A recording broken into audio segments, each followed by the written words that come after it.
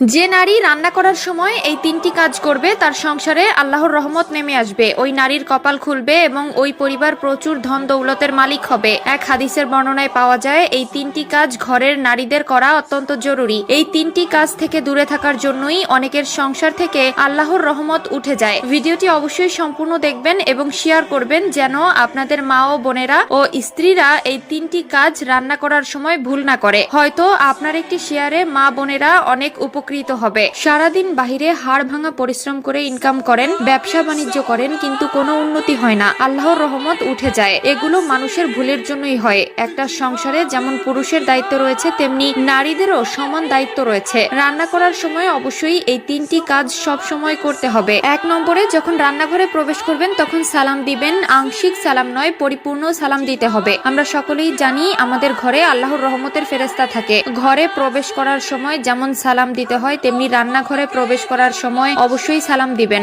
রহমতের ফেরেশতারা আপনার সালামের উত্তর দিবে। আমাদের মা বোন ও স্ত্রীরা মনের ভুলেও রান্নাঘরে ঢুকে একটি সালাম দেয় না। অনেকে চিন্তা করে খালি জায়গায় কি সালাম দিব, কে উত্তর দিবে। মনে রাখতে হবে ঘরে রহমতের ফেরেশতারা থাকে। আপনি সালাম দিবেন, আপনার সালামের উত্তর ফেরেশতারা দিবে আর আপনার উপর আল্লাহর রহমত নাজিল হবে। প্রিয় দর্শক, ঘরের মা বোন ও স্ত্রীদেরকে অবশ্যই রান্না করার সময় এই তিনটি কাজ করার পরামর্শ করবেন। যদি এই তিনটি কাজ মেনে রান্না করে তাহলে ওই নারীর এই কাজের উসিলায় ওই সংসারে বরকত নেমে আসবে। অনেক নারীর ভুলের জন্য সংসারে অশান্তি লেগেই থাকে এবং অভাব অনটন কিছু ছাড়ে না। কিন্তু এই তিনটি কাজ যে নারী রান্না করার সময় করবে আল্লাহর রহমতে তার সংসার শান্তিপূর্ণ হয়ে যাবে এবং অভাব অনটন দূর হয়ে যাবে। 2 নম্বর যে কাজের কথা বলা হয়েছে তা হলো রান্নাঘরে ঢুকে রান্না শুরুর আগে অবশ্যই বিসমিল্লাহ বলতে হবে। রান্না করার প্রত্যেকটা প্রক্রিয়া শুরু করার সময় বিসমিল্লাহির রহমানির রহিম পড়তে হবে। যে কোনো ভালো কাজ শুরু করার আগে বিসমিল্লাহ বলবেন, তাহলে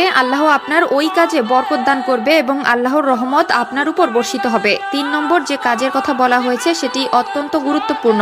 মা ও বোনেরা অবশ্যই রান্না করার সময় দুরূদ পাঠ করবেন। অযথা কথা বলবেন না, মন দিয়ে রান্না বান্না করবেন এবং মুখে দুরূদ শরীফ পাঠ করতে থাকবেন। আমরা নামাজে যে দুরূদ শরীফ পাঠ করি দুরুদে ইব্রাহিম, এটি হলো সবথেকে শ্রেষ্ঠ দুরূদ শরীফ। এই 3টি কাজ যদি আপনি প্রতিনিয়ত করতে পারেন ইনশাআল্লাহ আপনার সংসার আল্লাহর রহমত দিয়ে ভরে যাবে। আল্লাহ ইরশাদ করেন, আমি নারীদেরকে কাদা মাটি দিয়ে সৃষ্টি করিনি। নারী সৃষ্টি হয়েছে পুরুষেরই অংশ থেকে, যাতে নারীরা তার প্রতি অনুগত থাকে, পর্দা করে এবং পবিত্রতা বজায় রাখে। নারীর পবিত্রতা কতটুকু জানেন? আল্লাহর ফেরেশতারাও জানে না নারীকে কোন উপাদান দিয়ে তৈরি করা হয়েছে, আর সেই পবিত্রতা আজ অনায়াসে বিলিয়ে দিচ্ছে।